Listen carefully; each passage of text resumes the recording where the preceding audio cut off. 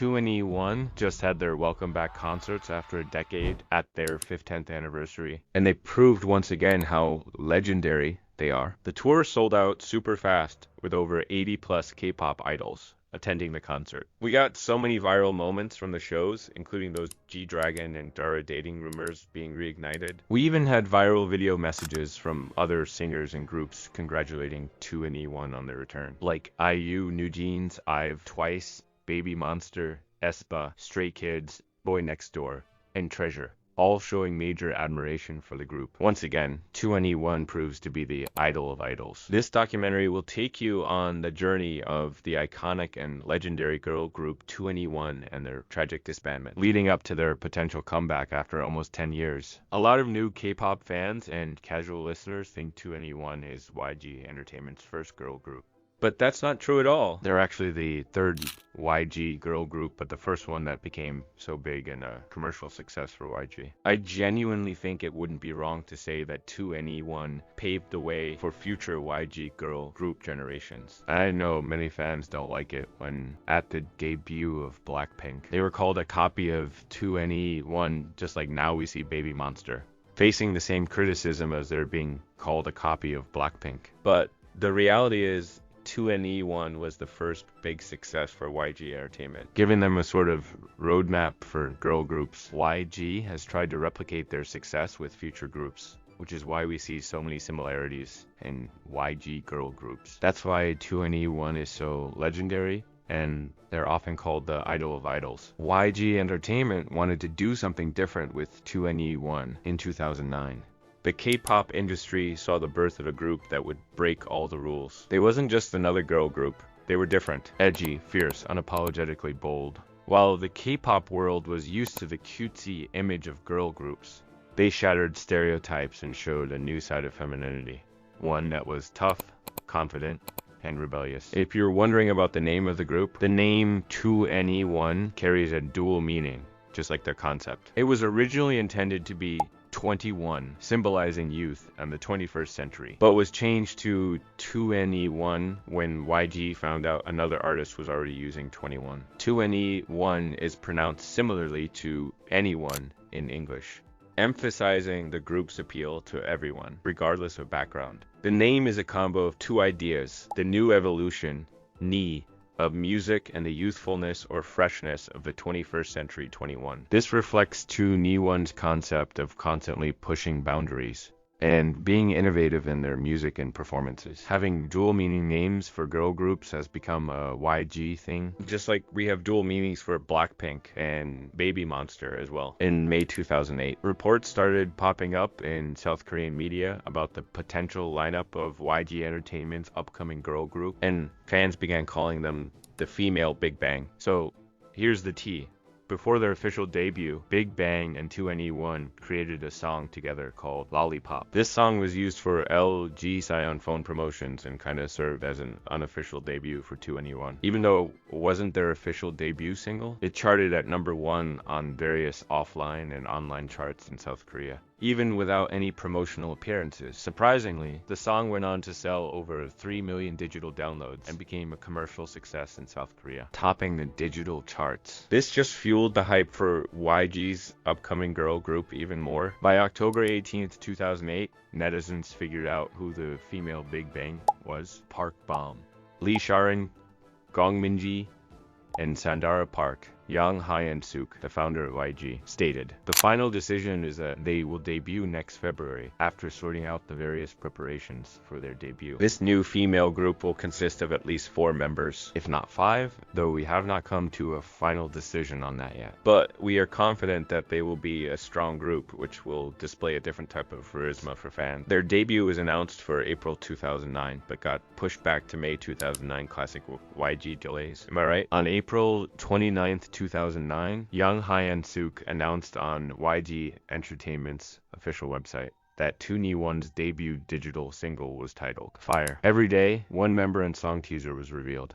starting with Minzy, then Dara, CL, and Bom. 2NE1 blew up with their debut EP, 2NE1, in 2009, which included hit singles like Fire and I Don't Care. Fire dropped on May 5th, 2009, along with two versions of the music video, the space version and the street version. Their debut performance of Fire was at Inkigeo, where they won their first Musin Award. 2NE1 blew up with their debut EP that same year. I Don't Care won the Mama Award for Song of the Year in 2009, making 2NE1 the first idol group to receive a Daesang Grand Prize on their debut. After their successful debut, 2NE1 released their first full album, 2NE1, in 2010, followed by a second EP. This second EP dropped some major hits, including Bom's Don't Cry and group bangers like Lonely, I Am the Best, and Ugly, all of which topped the music charts. 2011 was a busy year for the girls. They released their second EP,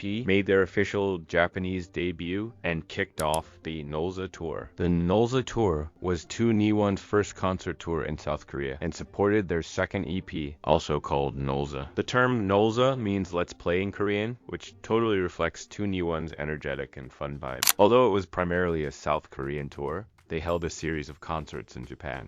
The demand for tickets was insane. 2 concerts were initially scheduled at the Olympic Hall in Seoul, but they sold out in the blink of an eye. 60,000 people applied for only 8,000 available seats, leading organizers to add a third concert just to accommodate more fans. The interest for the Japanese leg of the tour was even crazier, with 300,000 people reportedly trying to get tickets. Because of this demand, organizers even considered adding a concert at the Tokyo Dome, which is a massive venue. A total 70,000 people attended 2NE1's 6 concerts in Japan, and all the tickets sold out on the same day they were released. This made it the largest debut concert tour by a K-pop group in Japan at that time, and the Japanese leg alone raked in over $9 million United States dollars in sales. Their popularity didn't just dominate the Japanese market, they were also making waves internationally. Keep in mind, this was during the second Korean wave, when many boy groups were gaining recognition abroad, but 2NE1's New Evolution Global Tour in 2012 is considered the first international tour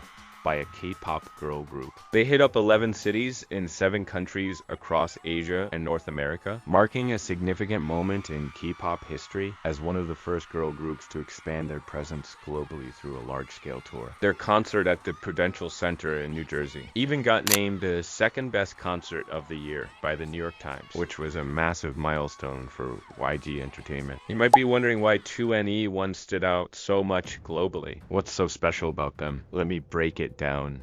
Their music, YG's marketing strategies, and the perfect lineup were all part of a well-planned strategy for the group. First off, they entered the industry with a brand new image. They completely challenged the typical K-pop girl group stereotypes of that time. Instead of conforming to the usual cute or sexy concepts, they opted for a rebellious, confident, and non-conforming style that attracted a diverse global fan base. Their fashion game was on point, led by collaborations with designers like Jeremy Scott, giving them an avant-garde and experimental look that made them visually stand out. Talking about visuals, despite 2NE1's undeniable talent, YG Entertainment took a controversial approach to their image. In the early days, YG himself reportedly referred to 2NE1 as the ugly girl group. Whether it was part of a marketing strategy to focus on talent over looks or something else, it's hard to understand why this was ever considered a good idea. CL even shared in a 2012 interview how YG would openly call them ugly in front of staff. Imagine how that must have felt, being put down for your looks while being praised for your talent. Other companies, seeing 2NE1's success, tried to apply a similar strategy, calling their own idols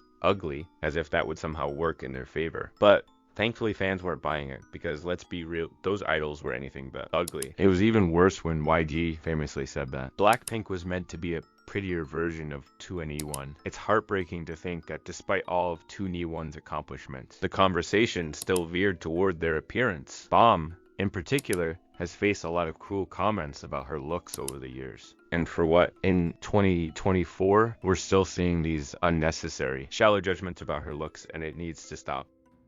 And let's talk about their music. A lot of credit goes to Teddy Park for their early success. Their musical diversity showcased high energy, empowering anthems, while tracks like Lonely and Ugly revealed their emotional depth. They even collaborated with international artists and producers like will.i.am, allowing them to craft music that appealed to a broader market. YG Entertainment played a crucial role in promoting 2NE1 internationally. They had a more global outlook compared to other entertainment companies at the time, focusing on international music markets early on. Their music videos were heavily promoted on platforms like YouTube, making them one of the first K-pop groups to fully utilize social media like YouTube and Twitter to connect with international fans. This strategy helped them build a strong online presence globally. Their music videos went viral, especially I Am the Best, which became a global anthem. Plus, their presence at major international events like MTV, Iggy's Best New Band, performances in the US, and the New Evolution Global Tour helped them gain even more recognition. Luckily, their rise coincided with the second Korean wave, Hallyu,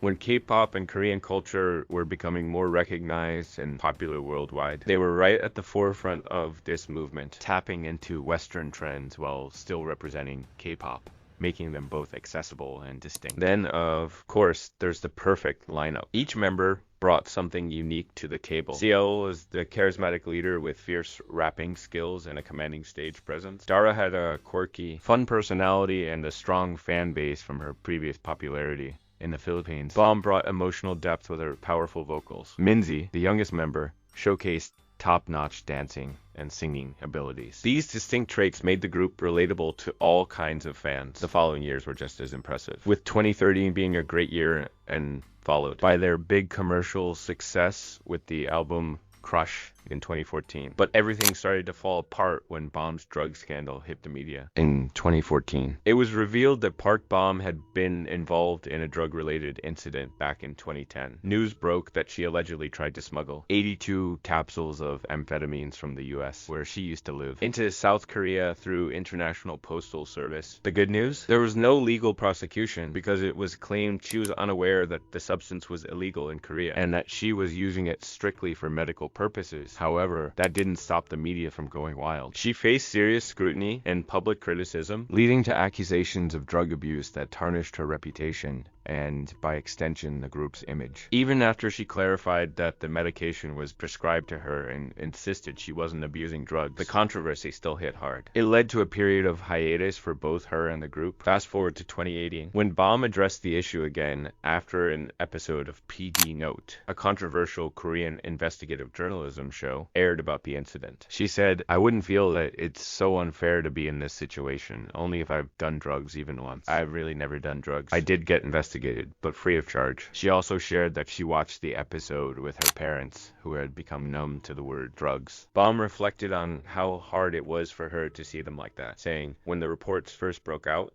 they'd ask me, 'Did you really do drugs?' But now they just sigh." Now, I know some people online still blame her for the group's disbandment, but that's so far from the truth. There are multiple factors that contributed to the unfortunate end of 2NE1. For starters, YG Entertainment put them on a long hiatus and didn't handle Bom's scandal the way they should have. Classic YG, right? They've always been poor at protecting their artists. During that hiatus, no new music was coming out, and fans were getting frustrated while the members focused on their solo activities. Then, in 2016, Minzy's departure was announced. There was a lot of speculation about her exit, but YG Entertainment claimed she decided not to renew her contract. Some even said YG was too busy pushing their new girl group, Blackpink, and completely ignored 2NE1. The girls did deliver an iconic performance at the Mnet Asian Music Awards, Mama, in 2015 during their farewell stage, which was bittersweet. Fans were eager to see them on stage together one last time, and it wasn't just a goodbye. It was a celebration of their huge contributions to the K-pop industry. They were one of the most influential girl groups in K-pop history, paving the way for the girl crush concept that became so popular. Then, in November 2016, YG Entertainment officially announced that 2NE1 had disbanded after the group had been on hiatus since Minzy's departure. This news shocked fans who were still holding out hope for a reunion or a comeback. It marked the end of an era for the group. In 2017, they released their last song, Goodbye, for their fans as a closure. Fast forward to 2022, and the group reunited at Coachella, which which was a huge deal. Now they're on a welcome back tour, which is sold out. There's speculation that they might drop some new music together since YG Entertainment could really use more artists beyond Baby Monster and Blackpink, who are currently on hiatus. So bringing back 2 and E1 would be a smart move. Welcome back, iconic 2 and E1. Their legacy lives on. They paved the way for future generations of girl groups to be bold, creative, and different. They showed that girl groups didn't have to fit a mold. They could be whatever they wanted to be.